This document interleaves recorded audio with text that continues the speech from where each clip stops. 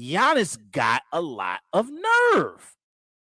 Now, we know when you go on these shows and you're goofing around and you're making jokes and telling jokes and stuff like that, usually they tell you what jokes they want you to make before you even actually go on air to tell the jokes. You already know what's on your script prior to it being aired on live television. So Giannis knew before he made his comments on Kevin Durant and how he always joined super teams and so forth. Giannis already knew what he was going to say. And for Giannis to go on the show and say that, I think is very, very, very disrespectful. Let me remind Giannis about who the hell Kevin Durant is. Kevin Durant,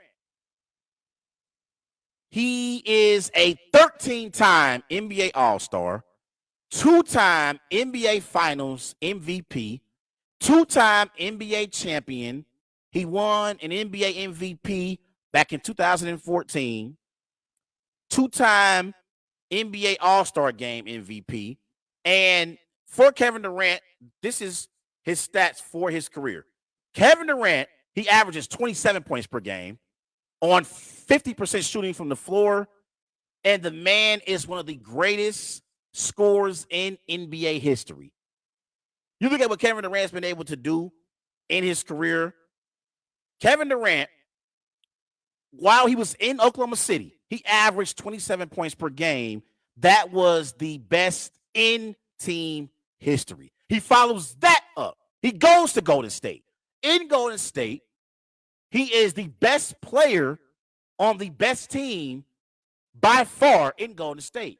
He averaged 26 points per game in Golden State. That's the second in team history. And then he goes to Brooklyn. He averages 29 points per game.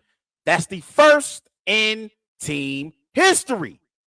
Kevin Durant is one of the most efficient scorers in NBA history. Kevin Durant is even more efficient than the great Kobe Bryant and Michael Jordan. Kevin Durant is one of the best players in the NBA. And for Giannis to go on a show and disrespect KD like this, I know Kevin Durant is going to use this as bulletin board material if the Suns and the Bucks meet in the finals again.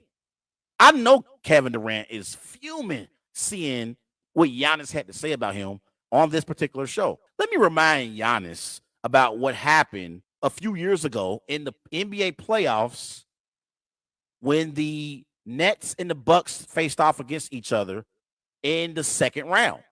The Bucks beat the Nets 115-111. They won the series 4-3. But in that decisive game 7 in Brooklyn, remember, Kyrie Irving was out. He shattered his ankle. James Harden was not even 50%. He had a bad hamstring in that series. Giannis had Chris Middleton. He had Drew Holiday. And in game 7, Giannis, he had 40 points, shot 15 of 24 from the floor, 2 of 6 from three-point range. Kevin Durant, he had 48 points.